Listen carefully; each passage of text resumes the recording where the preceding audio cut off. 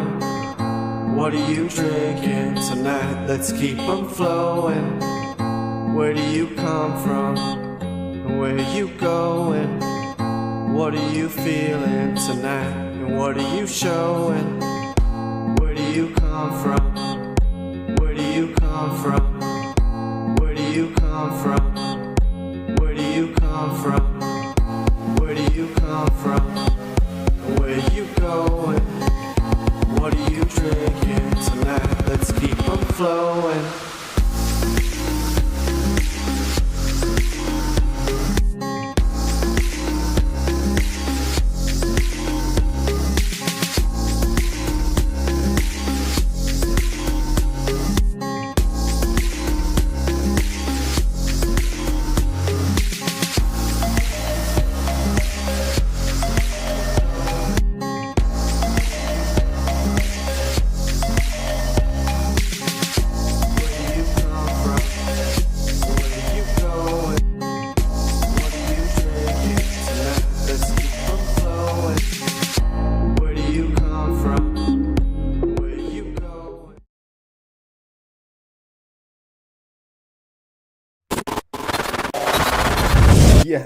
Yes, I'm dealing. I just got a call from my good morning, everybody. We're live with Super PlayStation Bros, and yes, we're here to talk everything PlayStation. Sorry, we've taken some time off. Been busy with making the house and the other way. Yeah, all my fault. Been busy here and there, but now we're back at it. Good morning, Monday. Thanks for joining. What up, that PlayStation gamers? Simply Pwned Gaming and Ray. We're here to talk everything PlayStation. We got a bunch to chat about. Hello, PlayStation Nation, for sure. My big predictor on the state of play. What games are we going to be seeing? Plus, we got a bunch of rumors. PS5 is getting some new games from a certain publisher. We'll go over it. Plus, there's some extended warranties, which I like to see because I've recently made a purchase that this applies to. And an opinion piece. Sony, stop porting your games to PC. They don't appreciate it. All right? And we'll get into that and more. But like we like to start, Dorgon, how have you been doing this week? What have you been up to? I have been incredible this past week, mate. It's been such a good week. I've met up with a couple of people that anybody who's been following my content for a while will know well. I've made a lot of content with them. So there's Happy Ninja Rob and Massive Lee, both of whom do all sorts of cool stuff across the internet. Happy Ninja Rob does a lot of music. He's a drummer. He's got 2 bands on the go at the moment, Jesse's Divide and Death of Me. So I went out to a concert with him last week. We went to see Bullet for My Valentine and Trivium, which was just an incredible show. What an incredible night that was. That was huge fun. Met up with Massive Lee for lunch to lend him a game because physical media for the win so that he could stream that on his Twitch channel. We just had a good old chat about life, the universe, and everything, which was fun. And I got this through the post, which I've wanted one of these since they first came out, the PSP Go, just that smooth little flick up to reveal the controller underneath. I've wanted one of these since they first came out. I never had the money to get one originally, but I've been able to get one now, and it's brilliant. It's a cool little handheld. It fits perfectly in a pocket. And just that flick is so satisfying to open up and start gaming on. But I will say, comparatively to basically everything else, it does cramp you up a little bit. It's very small controls. But what about you, man? I know we missed last week because you were building a house, and fair play. If you're building a house, you're building a house. But yes, what have you been doing around that? Playing here and there. Definitely picking up games where I can. It's been a bit of a lull. I did beat the Forspoken DLC, and I have to say again, nice. Forspoken is a excellent experience. I really feel like it's adult Harry Potter for people looking for a more mature experience when they're doing their magical adventure in a fantasy land. I also like the combat a little bit more, having all of these spells. And what they did with the DLC, they sort of simplified all of your spells And they made it a more linear story and a great mother-daughter interaction. So they hit you with the feels as well.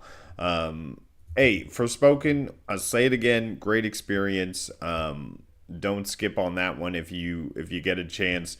There's a lot to like about it. I mean, you can fight with a sword, you have machine guns, you have AoEs, you have shields, you have summons. Like, you have so much at your disposability. Traversal is so much fun. I don't understand why games get hated on sometimes, but it is what it is, right? There's certain games where I can completely understand it, and given the price point of Forspoken and what it actually delivered, and many of the critiques that people put out there, I can see it. I enjoy Forspoken.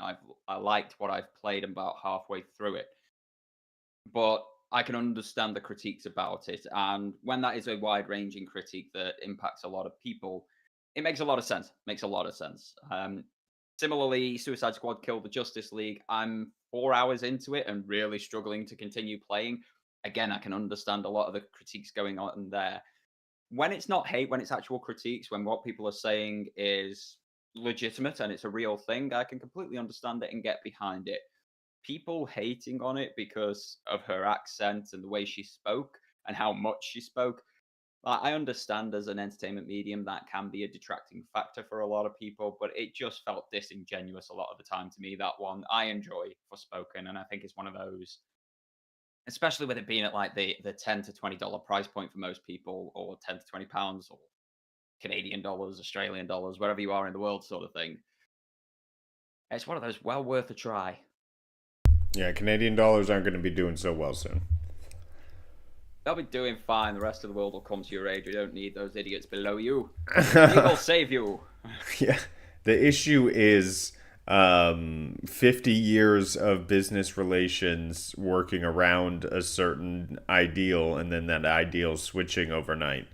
But Welcome to Brexit. it wasn't our. We didn't. Anyways, we didn't want to leave. There's no leaving here. There was just. Nor did we. Well, let's continue on to PlayStation news. Let's get out of this PSP and into the news.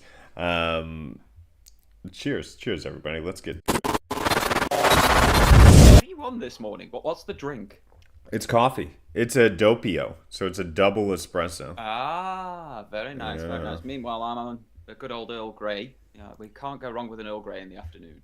Earl Grey, the favorite of Captain Picard, right? Indeed, tea, Yeah. Earl Grey, hot. He's quite right. See, but I feel like they missed something. I feel like he should have said the temperature, right? I don't know. Maybe he pre-programmed the word hot to mean like 93.5 degrees Celsius. I just feel like, anyways. You make an Earl Grey at 100 degrees Celsius. You boil the water to full boiling point, pour Yeah. it on. By the time you drink it, it's around the 93 because you have to let it steep for about 5 minutes.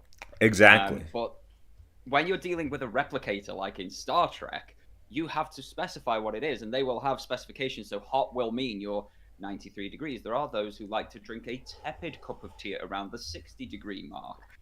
My partner, she's a weirdo. I don't understand it, but she likes a 60-degree-ish cup of tea. She calls it the perfect temperature. I call it cold. Yeah. But I imagine that's what it is. Like, up in the 24th century, when humanity's done with all of the stuff that we're dealing with, it's a case of you just tell the machine how you want your cup of tea.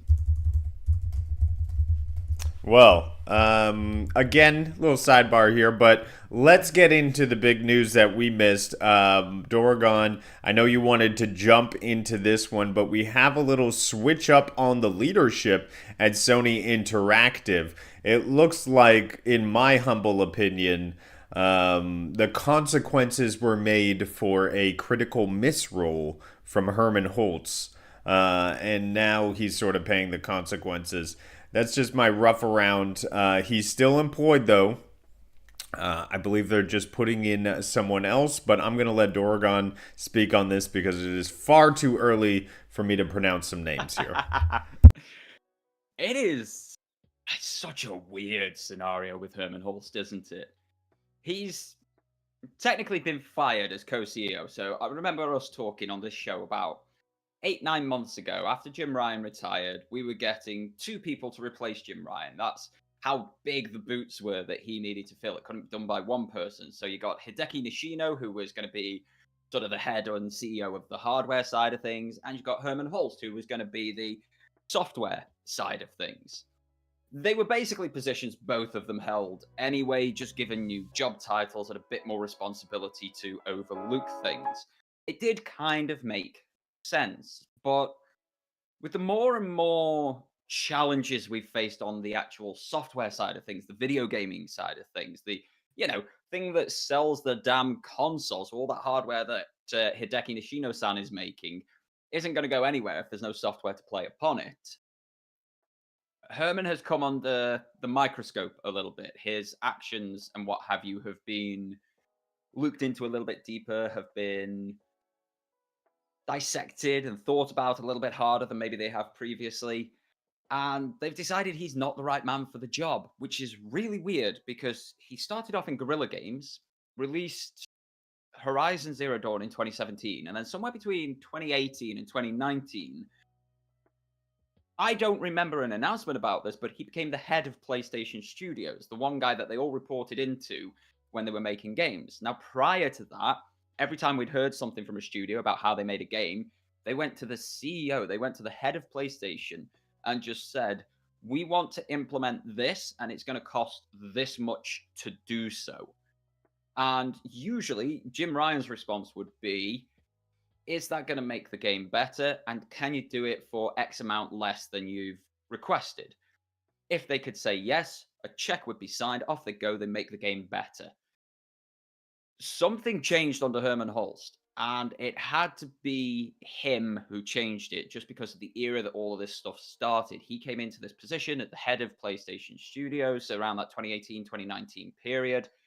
We suddenly got talk of live service games, of multiplayer games, of games lasting for years or maybe even decades, and that we'd have 12 of them by 2025 and so on and so forth.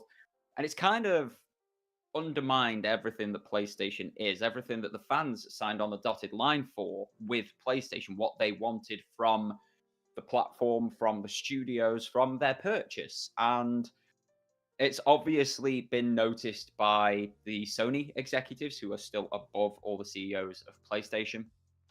And something's had to give. So he has been removed as co-CEO, but he still remains in that said same position as basically head of PlayStation Studios.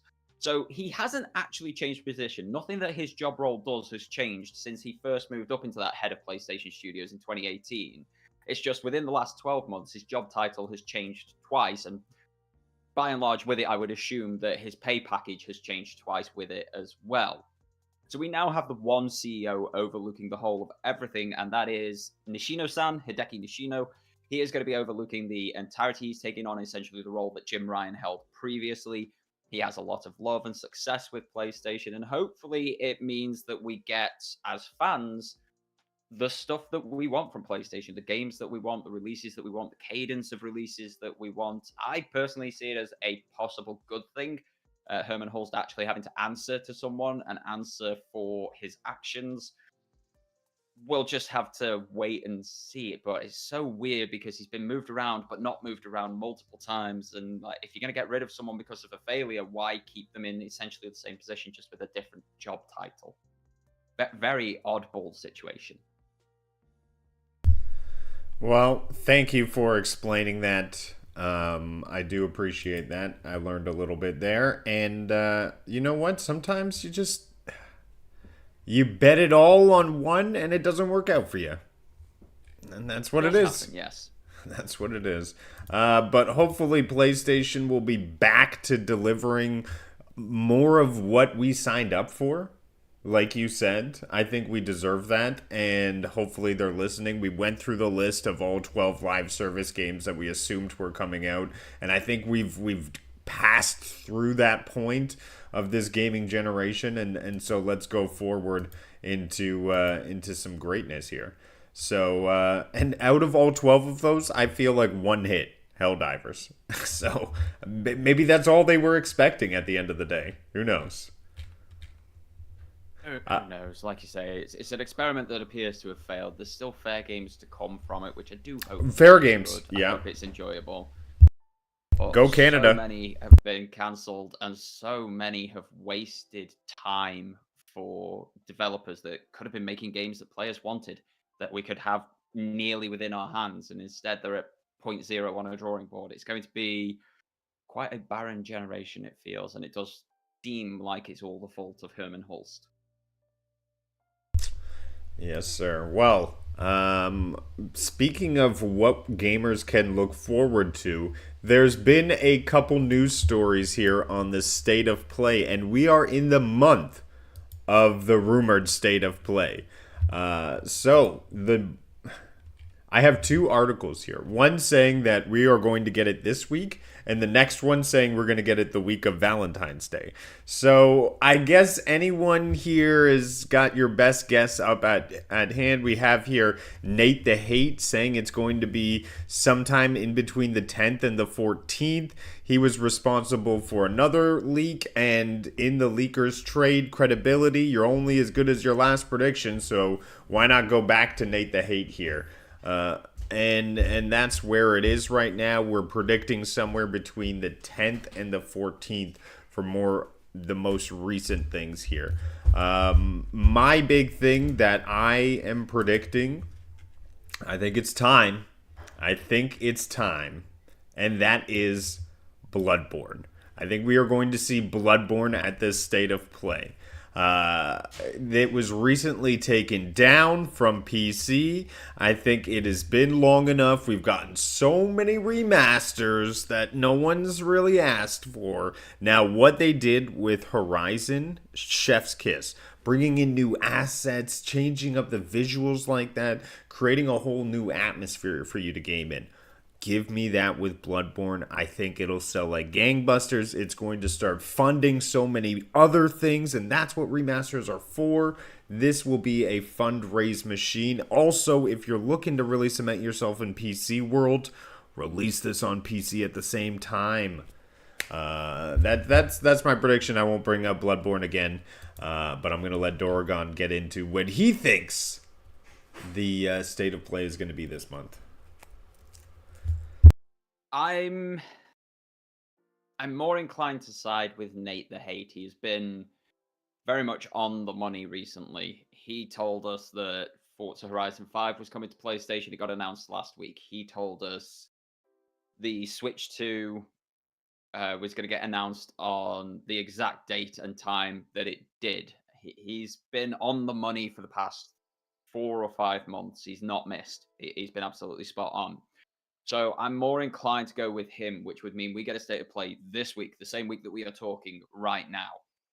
If that's true, I expect it to be announced as they normally do with state of plays. They'll announce it Wednesday and they will air it Thursday. Hopefully it airs at an actual reasonable time of day here in the UK, because PlayStation for some reason seem to hate most of Europe and Asia, and we'll just put it on at midnight for some reason, so we can't tune in, especially on a school night.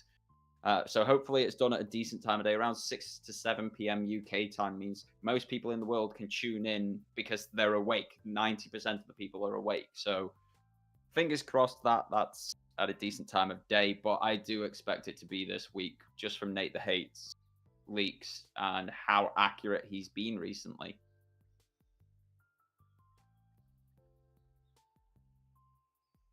Sorry, I was I'm so high. I'm hyping myself up here. TPG's got Bloodborne Remaster, Marvel Wolverine's gameplay, and story trailer. And of course, yeah, that would be awesome to have. And then one of the most hype things, we got Ninja Gaiden 4, right? A couple days ago announced, which is pretty damn huge for people of the Ninja Gaiden fans.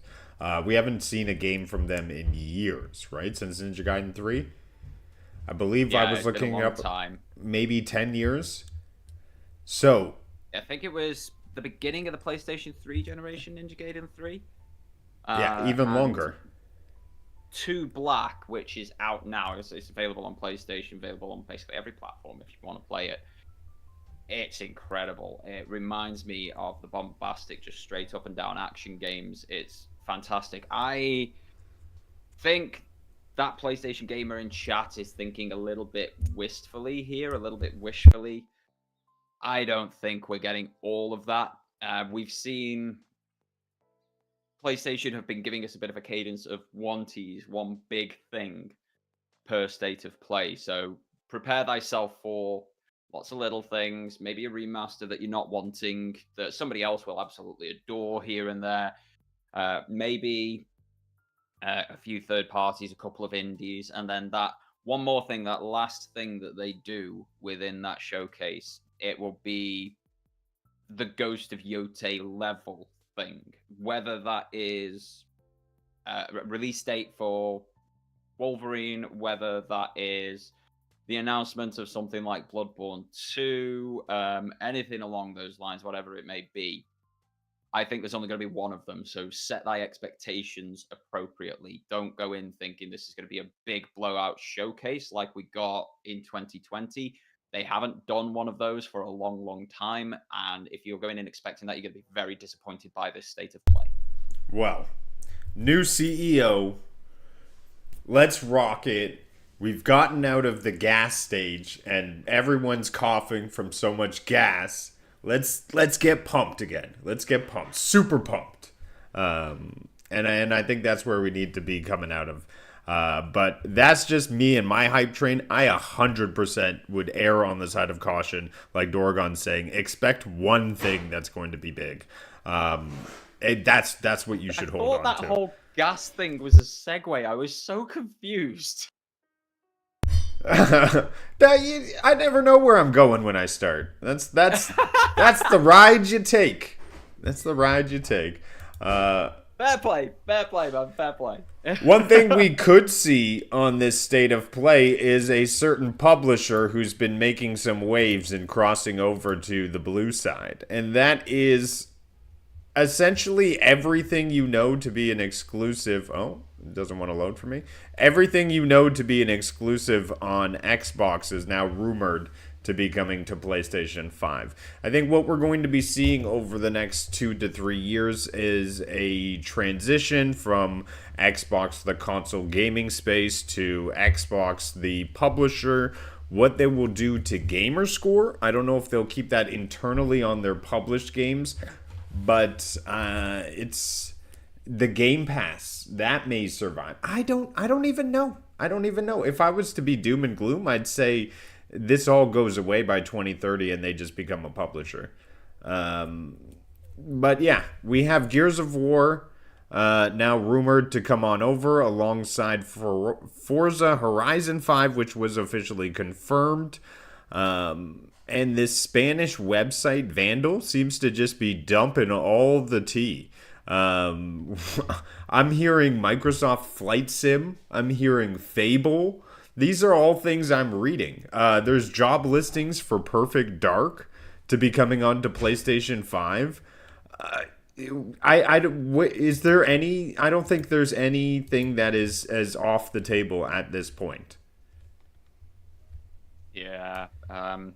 Phil Spencer said as much last week, and he did a few interviews. One was with Delton Legary, ex-IGN, very popular in the early days of Destiny. He had a lot of input for the community and such. He did a really good interview with Phil Spencer. He pressed him hard, he pushed him hard, he got a lot of information out of the guy. And Phil literally said at one point when asked, is anything off the table for going to PlayStation? Will we see Starfield on PlayStation? Will we see Halo on PlayStation? And he said nothing's off the table. Everything is going to be multi-platform. We're a multi-platform publisher now. And immediately after that, he said that he wanted Xbox hardware to stand on its own and win through innovation and being the best Xbox hardware it can possibly be. And it's like, do you hear yourself speak, mate? Or do you find you're drifting in and out because the left hand obviously isn't talking to the right hand and just slapping yourself really hard rather than actually clapping? You cannot sell your hardware in such a competitive space, in such a similar space that PlayStation is operating in, if you don't have something to differentiate yourself from PlayStation. You can't hope for your developers to innovate and bring unique and fantastic gameplay if they are not up against stiff competition that can't just be played everywhere. They don't seem to understand how Nintendo is so successful, how they have got the second best selling console of all time from this last generation. And it's not the third party games. It's not the fact you can play Xbox games on Switch or will be able to play Halo and such on Switch too.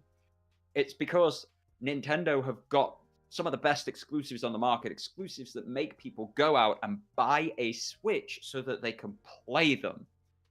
That is why Nintendo is so successful. They have made the games that make people want to buy the hardware.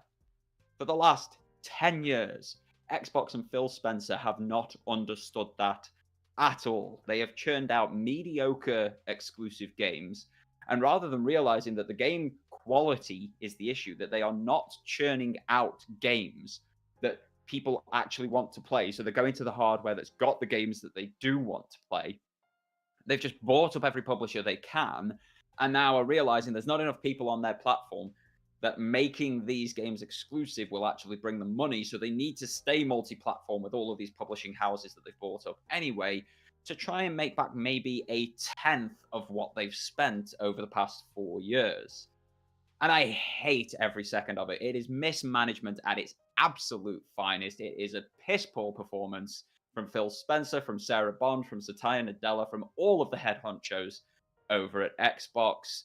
And they should be ashamed of themselves. And realistically, they should hand in their resignation and allow somebody with some actual vision for Xbox to come in and do something wonderful with it. Because we need 3 players in the market. We need 3 platforms. We need 3 ways to play. We need third-party developers who will be available on any of them. But then you need exclusive content on all of them. And you can count it as 4 players if you include PC, because there's a lot of PC games that aren't playable on any of the consoles. But we need that because we need that competition. We need things like the DualSense. We would not have the DualSense controller without the competition that Xbox and Nintendo brought to Sony.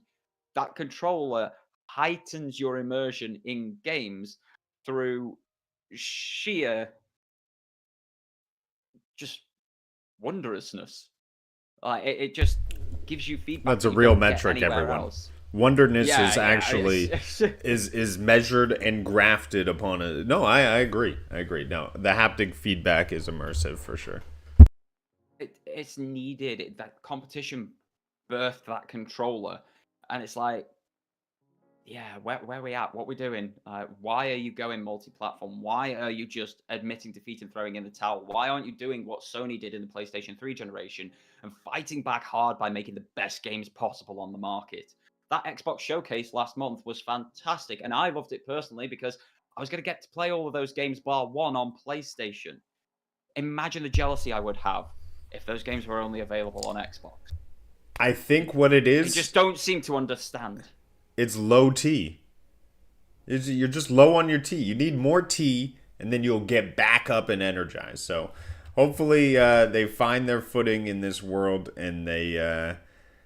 it's written on the wall. I mean, he went on stage, he said the console war they've lost, and now that was probably their stages in moving towards this space into becoming a publisher, because they are going to follow the numbers, and I think that's what they are. First, they are numbers first, games are the product, where people may put entertainment ahead of profits in some sort of culture shift that you see in Japan, where the culture is a little bit different. We'll talk about that more when it comes to Blu-rays. But I just think where your games are made is important. Who is making them is important. Passion and drive. But hey, more stuff on PlayStation, more for you to play if you're on this side right now, and more reasons to switch on over. So that's where we're at today in 2025. More things to look forward for. Are you sure, Doragon? Because you sent me this, and I don't know. Are we going to Egypt with God of War? I guess maybe. I don't know. I thought we were scrapping the whole bald Kratos. Not the biggest fan. All right. I thought we were going for more of a Atreus and the chick story. I think that deserves its own game Let's follow Atreus. Let's follow him. Let's see where he goes. Let's build him up. He's a very fast character. He's got daggers. He's got a bow. He's got his buddy who's also throwing those color bombs. You know, there's a lot that could happen here. And I don't agree. Don't go back to Kratos. Kratos is done, bro. He's old news. I completely disagree. Kratos was done after God of War 3. He literally stabbed himself with the blade of Olympus to unleash hope for the world once more. He had a giant gaping hole in the middle of his body and was bleeding out. Athena left him over the cliffs to die. But he reabsorbed all his godly powers from the blade of Olympus and unfortunately was cursed by Athena that he could never die by his own hand or old age. Someone would have to kill him. And there is a comic that fills in a little bit of the gap between God of War Greek saga and God of War Norse saga. And he does travel through Egypt and he does piss off the Egyptian gods because he saves a village. He actually does something good, just saves the village with his power from this massive monster. But that went against what the Egyptian gods wanted. The plan has always been for Kratos to go through and destroy a bunch of different pantheons of gods. He was originally going to do the Greek gods, he was going to move on to the Norse gods, then the Egyptian gods. He was eventually going to take on the Christian god and destroy him and Jesus as well. That was one of the original plans for the series. They've generally stuck to the location plans, they've just not stuck to a bold, angry Kratos the entire way through. There are plenty of reasons, plenty of narrative ways you could get Kratos into Egypt. There are many ways you could have him facing off against Ra, against Anubis, against any of the amazing creatures from over there, the Sphinxes, the Anubis warriors. There's plenty for him to get involved with, and it makes sense. It was also teased in both the God of War 2018 and Ragnarok about going to Egypt. There are things about Egypt. Mamiya talks about it, about the gods over there, about Kratos actually going there. So it is the logical next step in terms of pantheons. Many of these pantheons existed around the same time, around the same period in history. And it would just be good stories, good fun gameplay. As long as they can get it right, do it. And that's not to say that we won't get the Atreus game that you want either, that live, fast, different character. There's nothing saying that that won't happen. That can still happen. They can make more than one game within the same IP. They can make more than one game at a time, as we've seen with Insomniac, who've released 4 or 5 different games this console generation. It's just, this has always been the plan for Kratos' story. Atreus has got a story of his own that can still be told. You don't need to be disappointed that we're getting more Kratos. All right. He sat in his chair. He's done. He's done. He was dead at the end of God of War 3, and then we got that amazing Norse saga. Don't write that man off. Don't write that god off, ever. I kind of like the idea. Listen, if Kratos comes back to like go through the disciples, like he's taking off like David, and you know he's going to the Virgin Mary. He's like throws the chain into her, and then Jesus comes out and he's ripped, and he's like throwing these crosses at you and stuff. And Kratos has got his spear. Like, I'm in for that game. I'm in for the Christian God game where he takes down Jesus. But I don't know. I don't know about Egypt. I feel like there's definitely a lot of content, like you said, Raw. You know, Sphinx could be a huge boss or something like that. But we'll see. We'll see where it goes. I'd rather Atreus or give me Kratos versus Jesus. Because that would be so epic. Like, Kratos just like... Jesus. I mean, it would need a line of like, I know what mess you're going to make of the world, and your followers will. We need to stop it. But I don't see that going down well in many places where God of War sells well. Or best-selling game ever released. Maybe, yeah. Everybody else who's never played one before suddenly jumps on it. it's one of those they'd have to tread carefully, but there's plenty of British stuff in there anyway. They could come over here. Mimir is from our mythology, our background, so he can face off against the Green Man and the Sacred Chalice and all that sort of stuff. Mother Nature, even. So yeah, there's plenty for him to get his teeth into. There's plenty of reasoning. I mean, Phoenix, if they're looking for a mocap, if they're looking for a Jesus, I mean, you know, there we go. I got the hair. Hate to tell you this, mate. You're not black enough for Jesus. Give me 5-10 days in the sun. Boom. Still not gonna be enough. I'm sorry. 2 weeks in the sun, you should see. Get crispy. Anyways, I digress. Anyhow, yeah. Moving on. Rudig's trying to change his race just by going in the sun. Wear your sunscreen, folks. Save yourself from skin cancer. That's a good call. Wear sunscreen. But Kratos versus Jesus, I'm here for it. Can't wait for the next one. Sony, if you're listening, don't go to Egypt. That's safe. That's the safe move. Take down Jesus. I think that's where we need to be. Sony is dropping PS4 games at the start of 2026. I mean, why not? You're going to come out with the PS6 like the next year or so after that. I think it's time to drop the PS4 games. I think it's kind of crazy we're still getting them. It's time. It's time. Although it's just like this free little extra benefit, and there are a lot of great titles on PS4 that haven't necessarily had the love and care to bring over to PS5. It is what's happening. So if you are on the PS4, don't expect games after 2026 in January. I mean, it's longer than we got PlayStation 3 games when we moved from that generation to the PlayStation 4. We've had it we're in the 6th year of it being on the market. So a 2020 release, we've had 2021 games, 2022, 23, 24. We're now into 2025. We're getting it for the whole of 2025. So that's 5 full years of the PlayStation 5 being on the market where you're still getting PS4 games. It was much, much, much earlier that they dropped PS4 games from Plus, PS3 games from Plus in the PS4 generation.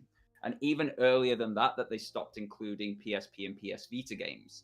So I'm kind of I kind of forgot that this was a thing, that it drops previous gens, and it's been a good thing because this generation is backwards compatible. You can play your PlayStation 4 games on your PlayStation 5 console. So it is a good thing that we've had it for so long, but at the same time, at some point, you need to move forward. You need to move on. You need to make that generational shift, that generational change. You need to give people a reason to upgrade to that new hardware.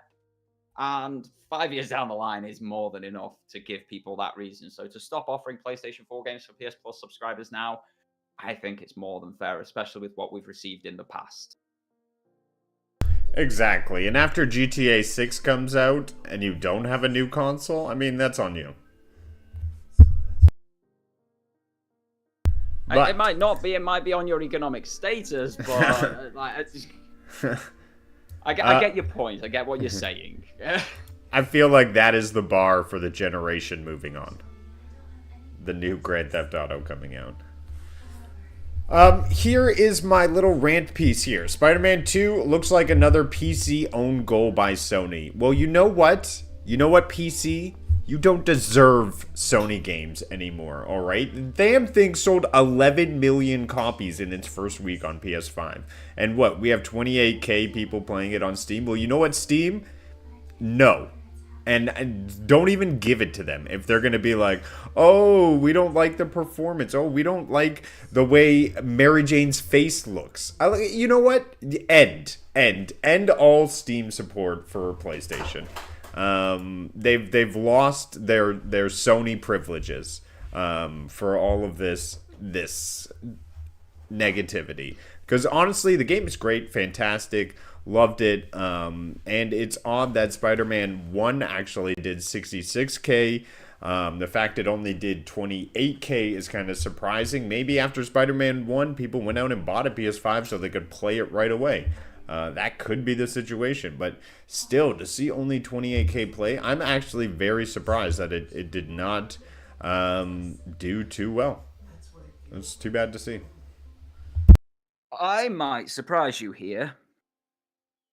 I fully agree with you. Let's stop putting PlayStation games on PC.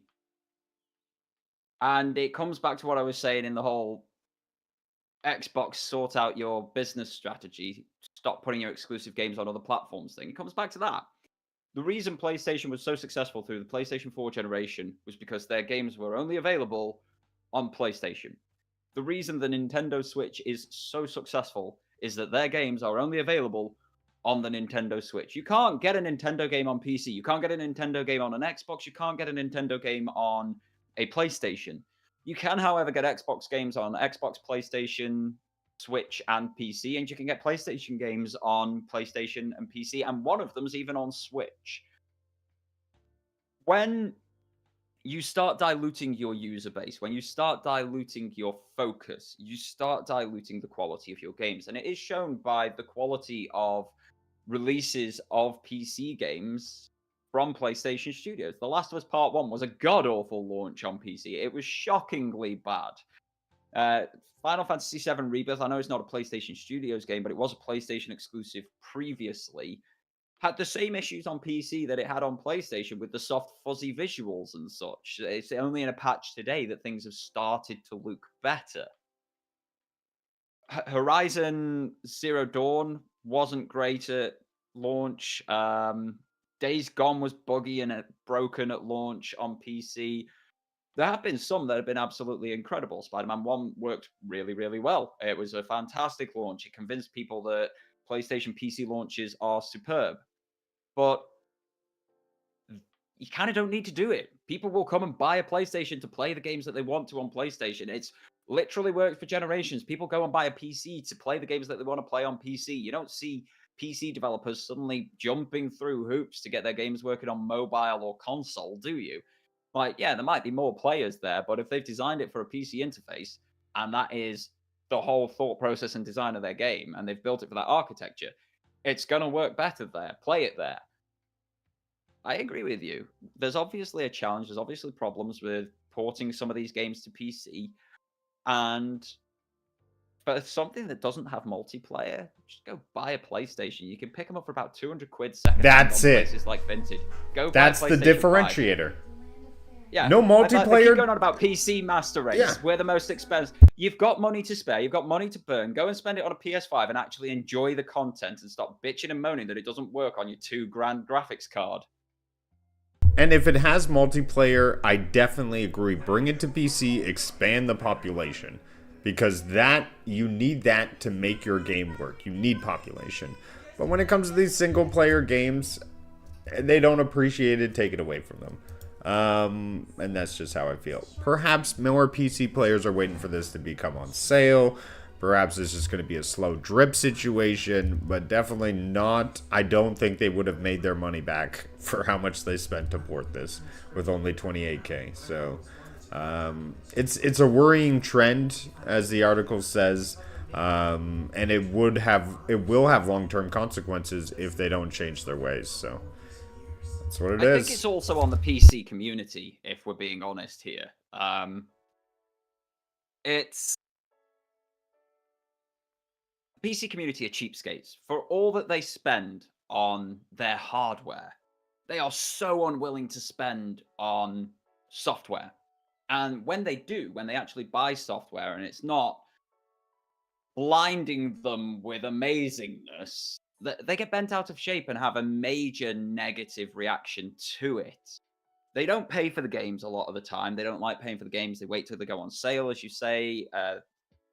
Don't get me wrong, I've got a PC. I play on PC, and I understand the law of a £2 game. It's much more enticing than a £70 game. But you're cheapskates, and so many developers have said it about PC players. It's like, why spend the effort porting something to a group of people who generally look for something to be angry about? Look at the whole PlayStation Network thing needed for certain games. I have played Ghost of Tsushima Legends with SPG, who's in chat at the moment. He's on PC, I'm on PlayStation 5. with a PlayStation Network account, it made joining together and playing that game so damn easy. It was wonderful.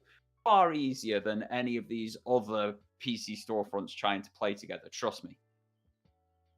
Yet people kick up a fuss about needing it. And I get there's geolocation issues, but there's the same with Ubisoft, there's the same with EA, there's the same with Battle.net, there's the same with, I forgot who I've said, but every PC login that you need, but they've only got an issue with the PlayStation one. It's like, grow up. Grow up.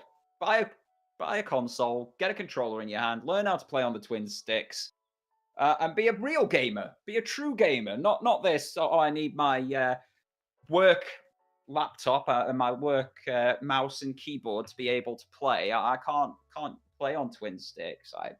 Come on, be a real gamer. For anybody wondering, this is a lot tongue-in-cheek, but there is a bit of real feeling behind it. Yeah, I just wanted to have a little opinion piece on here. I'm actually shocked. You know, Ghost of Tsushima did extremely well on PC, so to see Spider-Man 2 not hit even a higher mark with such a strong IP behind it, maybe there's more to it. Maybe Spider-Man was so successful that more PS5s were bought in preparation for this game, and that's why we saw the PS5 sort of grow in sales there. Who knows? Who knows? I honestly don't know. And maybe we'll find out one day. The article just says it's a worrying trend. So, damn. I hope it's money over time. Hopefully, their first big sale, they'll come into more big numbers. But we'll see. Time will tell. Well, we will see. We'll see what's going on. It's like you say, if you want the excellent experience, it's already out there and available to you. When has a PC launch gone well in recent times? You're developing for everything from like a 1060 through to a now 5090.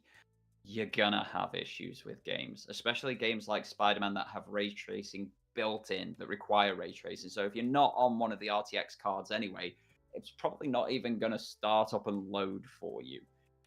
But they still want to be able to play it. Same issue that Indiana Jones and the Great Circle had, because that requires ray tracing. So anybody on the 10 series, 16 series cards couldn't play that game.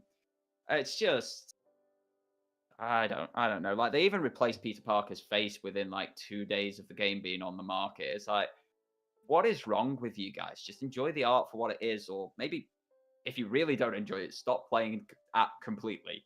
Like, give yourself that joy in life. Take yourself out of what makes you annoyed. Well, enough on Spider-Man 2. I definitely think it was a great, exciting game. PC, don't give things terrible reviews if you want more Sony games. I don't get what you're doing. But that's where we're at.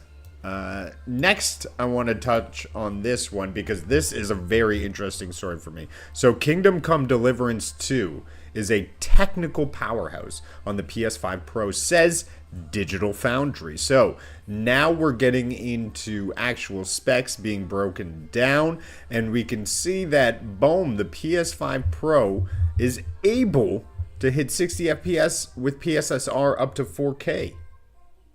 I think that's pretty damn cool. We're seeing the PS5 Pro become the strongest option to be able to run these games, and I think that is definitely what you need to see. I think a lot comes from, like they're saying, the Warhorse studios doing their best to optimize for these platforms.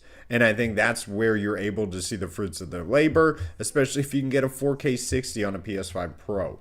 I mean, at that point, it's like, it's CPU gaming. You're having those high fidelity rates, and you're having your cake and you're eating it too, because you're getting all the optimization, you're getting that easy play function, and you're getting the best graphics possible. So love to see it. I think it's great. I want to see more of this, and it definitely makes the PS5 Pro more attractive. I think the development team should be applauded and copied. It's a similar thing to what Sven Vike from Larian Studios said at the Game Awards.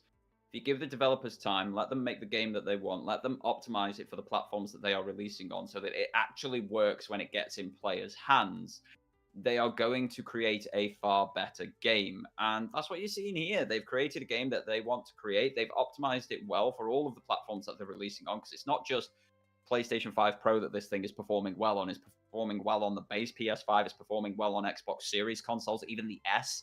So yeah, it's just let developers develop and optimize. When you need something or you're demanding that something is out of the door before it's ready, you're gonna get issues like the last article and bad takes like we were giving against PC gamers. So makes perfect sense. Yeah. Well, love to see it. And Digital Foundry's quote is, based on what we've seen here, Kingdom Come Deliverance 2 is shaping up to be a technical showcase for the PS5 Pro. So this is what we need to see. I think it was going to take a little bit. It was going to take a patch. It was going to take an update. But now we'll start seeing more technical prowess being shown off on the PS5 Pro. Let's get into this one. I know you wanted to talk about this. Mr. Physical. Let's get physical. Physical. Boom. No, you may have heard the rumors. Sony is not ending Blu-ray disc production. They are continuing to make blank Blu-rays. They are getting rid of ancient mini discs. Okay, now all of this may seem kind of strange. Where it is meant to be is the contents. The context is taken out of place. So this is an announcement made in Japan. And in Japan, they have a culture to record TV shows on Blu-ray discs. And they sell blank storage Blu-ray discs for use only in Japan. And so that's where this sort of announcement is coming from. They are not, it is not really connected to the Western world, if I'm to have this story right. So anything you read on this was just blow-ups here and there. And it's still being reported on. That's the worst part. I remember a time where gaming journalists did their due diligence. So before going ahead and reporting on a situation, they would check that the information is correct. They would go to sources that they have in these regions to check what's actually going on, get the real story. And then they would write what's actually going on. That due diligence would give us the correct and real information. What we've had is a knee-jerk reaction from, I think it was Kotaku who put the first one out, because it generally is. But we've had a knee-jerk reaction from Kotaku saying that Sony's ending Blu-ray, it's the end of physical media, everything is a digital future for gaming. And I know that's where many of these companies want to go over time, because they can charge the same for the games, but it costs them a little bit less to distribute digitally, so they make more profit. What isn't happening is anything like what was reported, though. As you said, Japan has a completely different culture to us. They still record things off television. We can't do that in the UK anymore. You could go to jail for copyright infringement for recording from the television, which for 60 years previously was absolutely fine. Yet suddenly, because you've got companies coming in and monetizing the re-watching of videos, of TV shows, of movies and such, that you can no longer do that one. So yeah, what I grew up with, recording Buffy the Vampire Slayer on BBC Two every Wednesday, and I've had the entire box set of that show on video for free just for paying the TV license. That's not possible anymore. Japan was still doing that. Japan have Blu-ray recorders available in every store that you walk into. Their stores are all department stores. They've got many different layers and levels. They're fantastic places. Go visit them. But they were able to record television. They were still recording television to watch back at a time that suits them. Whilst, yes, they have Netflix, yes, they have on-demand services, they're a subscription fee, and they're quite a frugal culture. If you don't need to be spending on something, why would you spend on something? If I can record it and watch it whenever I want, however many times I want, just for the price of that one disc, I'm going to record it and watch it however I want, how many times I want, just for the price of that one disc. Makes a lot of sense when you say it out loud. What this does not mean is that Sony is ending physical releases for the PlayStation 5. They are still continuing. They are continuing worldwide. They are continuing in the same and greater numbers that they have done for years previous, because physical media has sold more in 2024 than in the 10 years previous. So physical is on the rise again, and anybody getting out of the physical game, when you've got machines that take physical media, you're putting yourself onto a bit of a losing streak there. So no, this is just the Japanese market. They are ceasing production of the Blu-ray discs, and as you said, mini discs as well. I think there's probably enough mini discs in the world that you can still get hold of blank ones and re-recordable ones for decades to come yet. But there's not going to be the production of blank Blu-ray discs in Japan anymore.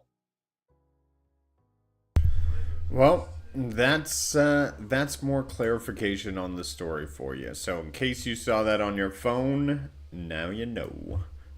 So this is one I wanted to bring up because I read it and I had to read it twice, and I'm like, this is just odd and fun. So a unique 90s board game RPG, Seguro Quest, is making a Western debut on PS5 and PS4.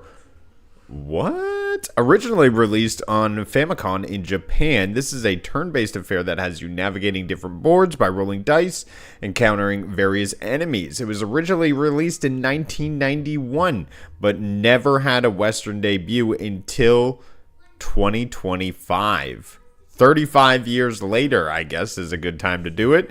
And why not update it at all? Sure. And so this is the game you have here.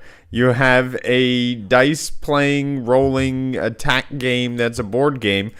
And interesting concept, I guess. It's very unique. I think it does have a place. It kind of looks like Pokemon when I'm watching this. This is an interesting one. If you're into board games, if you're into turn-based, if you like the RPG world, it's something to have fun with, and it's a first-time release on this side of the planet here. Yeah, always good to get more content, always good to see different types of content, different regions, how they see things and what have you. I've got nothing more to say on it. Like, it looks fun, Oh, yeah. It looks good. And what have you got against retro? Like, just stop being harsh against retro vibes, man. Come on. We're retro nowadays. Yeah. I don't really have anything to add. It looks fun. It looks cool. I'm interested to give it a try if I can. It's interesting that you would hold a game back for 35 years just to release it now. But hey, there it is. Just a fun little game I thought I'd bring to attention because it definitely made me read through twice. If you're a fan of No Man's Sky, just going through some news of the week, No Man's Sky got a massive update, adding massive planets. So if you remember last year around this time, there was Worlds Part 1, which added the brand new textures, really amplifying everything in this game. Adding new expeditions and just making the worlds more brilliantly looking. As you can see through now, the game is looking fantastic. And now there's even larger planets, more endgame planets with large gas environments. I can't imagine going in on VR because you have got to survive. Definitely one of the pinnacles of that open world exploration. Great use of random generation for planets, and they just keep growing. It's insane, this game. I get addicted every time I turn it on. This is the original redemption arc, the original story that Cyberpunk took inspiration from, that The Witcher 3 took inspiration from when they had their poor launches. It's just cracking, and the fact that they still keep going, the fact that they still keep doing releases, the fact that this is all for the same £40 release price, and for many of us who've bought it after the fact, the £20 buy-in price, it's incredible. It's spot on. Well done, guys. Well done, the development team. You've been exceptional. The last update was huge. Again, as you said, in VR, absolutely massive, and it's just getting better and better every single time. Very, very well done. Yeah, absolutely. Phoenix, I love the game so much. You just got to break the economy. That's my main goal every time I go in there. I'm like, I will become omnipotently rich by breaking the economy. So, a lot of fun there. But you can't teleport around and dance however you want to, like I do. No, I don't have that autonomy with my arms. No, yeah, you've got that on me. Well, that's what we had for you this week on PlayStation. We thank you for coming on by and hanging out with us. We will be back each and every week for more Super PlayStation Bros. If you're looking at the description, I made this show last minute, so probably not there, but it will be updated. So if you're looking out for content on both Dorgon and I's channel, you can check the links in the description below. Dorgon, what do you got going on in your channel? I'm currently in the middle of a big edit. It's hard to get the footage for this one. It's for an accessory that will help with gaming.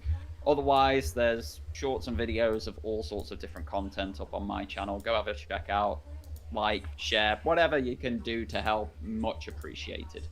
And yourself, my friend, it's a new week. What are we seeing from you this week? We are seeing... That is a good idea. I've got to plan out some things. We've got a lot of construction that's happening this week. Possibly getting some steel delivered today, so I got to make some phone calls. But definitely some Helldivers, some Among Us. Hopefully getting into... Actually, no, we're skipping Fortnite this week because I'm taking them out for their birthday. They're all 18 now. Can you believe that? That's a crazy, crazy age. Wait, all of your siblings and yourself are born in the same month? Yes. Yeah. Wow, that's mad. Yeah. Well, enjoy family food night instead of family game night. Well, we're gonna do an escape room as well, so it's gonna be nice. It's gonna be some fun as well. So we're gonna be doing that, hanging out. But you can catch Cloud&Console. We'll be here all week, and also the download on Thursday. So lots to stay tuned to. Check out the Discord, all that good stuff. We'll be back next week. Until the next time, take care, be kind, and play PlayStation. All right. See you, everybody. Bye, guys.